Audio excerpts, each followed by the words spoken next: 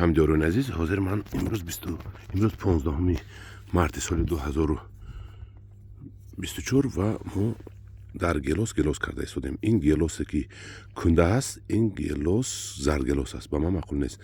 Ва ӯ гелоси лапинсро мезанем, кани бибинем чӣ хел мешавад. Мана кундаро мо буридем, нуки инро мо тез мекунем, искана пайванд мегӯянд, кунда пайванду искана пайванд.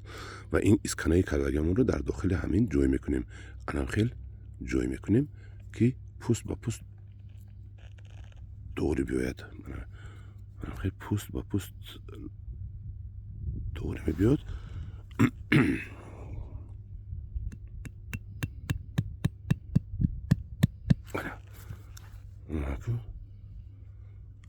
мо ҳамина мо скотч мепечонем.